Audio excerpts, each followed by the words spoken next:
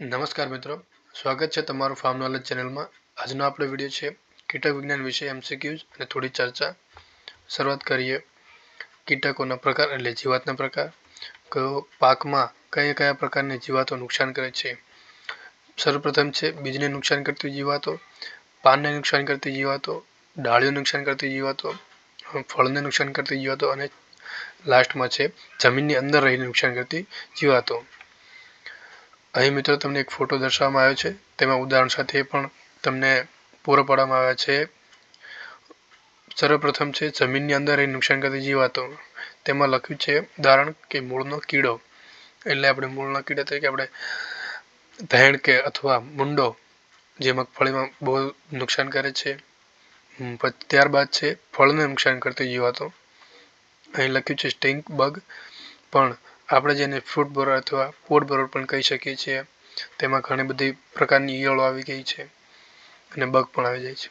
ત્યારબાદ છે પાનને નુકસાન કરતી જીવાતો, એટલે કે પાન કોરિયું, મીન્સ કે ઇંગ્લિશમાં લીફ માઇનર, જે પાનમાં રહેલા રસને ચૂસી જાય અથવા તેમાં કોતરીને પાનને નુકસાન કરે છે।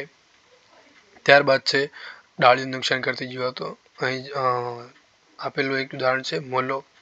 ત્યારબાદ છે બીજને નુકસાન કરતી જીવાતો, એટલે કે બીજને નુકસાન કરે છે, તેને ઉગવા દે નહીં અથવા તેને ખાઈ જાય અથવા કે અન્ય રીતે કોઈ નુકસાન પહોંચાડે છે।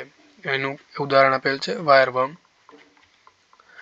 પ્રથમ પ્રશ્નની શરૂઆત કરીએ મિત્રો। ભારતમાં કીટક વિજ્ઞાનના પિતા તરીકે કોને ઓળખવામાં આવે છે?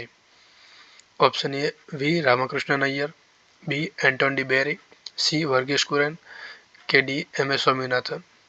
અહીં જવાબ આવશે એ વી રામકૃષ્ણન અય્યર। ત્યારબાદ છે એન્ટોમોલોજી કઈ ભાષાનો શબ્દ છે, એટલે કે એન્ટોમોલોજી શબ્દ એ કઈ ભાષામાંથી ઉતરી આવેલ છે? એ અંગ્રેજી, બી ગ્રીક, સી ફ્રેન્ચ કે ડી ગુજરાતી। જવાબ આવશે બી ગ્રીક।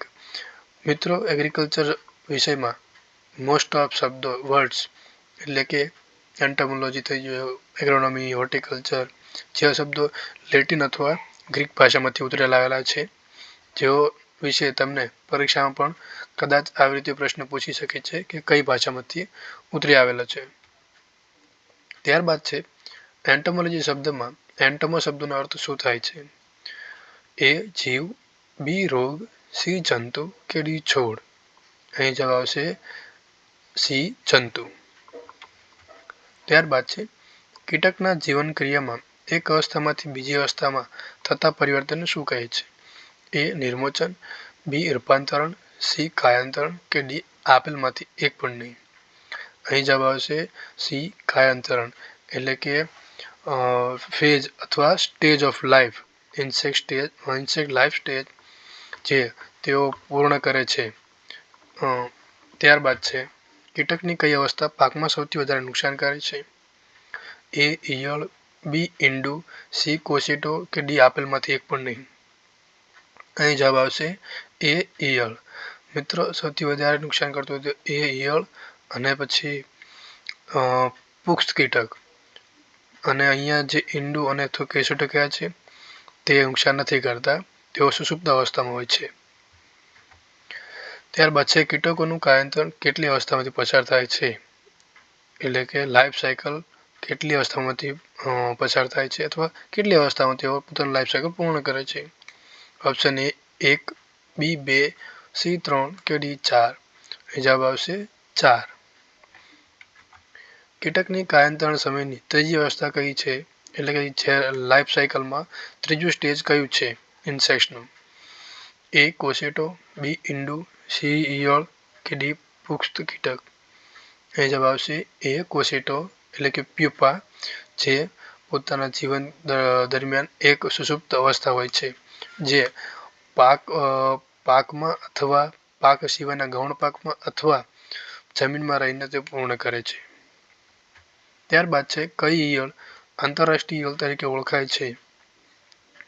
ઓપ્શન એ કાતર, બી લીલી ઈયળ, સી કાબરી ઈયળ કે ડી પાનકોરિયું।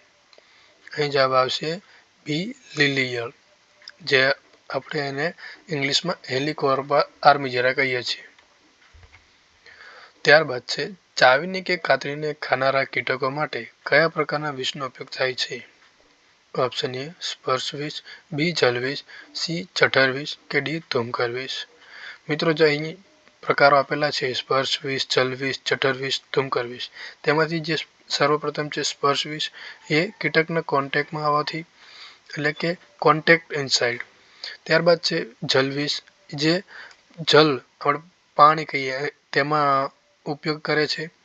ત્યારબાદ છે સી જઠર વિષ એટલે કે જે સિસ્ટમ હોય છે જીવનની જીવાતની તેમાં ફેરફાર કરે અથવા તેમાં અસર કરે છે. ત્યારબાદ છે ડી ધૂમકર વિષ એટલે કે ફ્યુમિગન્ટ ગેસ પ્રકારના વિષ. તો અહીંયા ચાવીને કે કૂતરીને મીન્સ કે કાતરીને ખાનાર કીટકો માટે સી જઠર વિષ ઉપયોગ કરાશે. નમસ્તે મિત્રો, જો વિડીયો પસંદ આવ્યો હોય તો વિડીયોને લાઈક કરજો, ચેનલને સબસ્ક્રાઈબ કરજો અને પોતાના મિત્રો સાથે જરૂર શેર કરજો.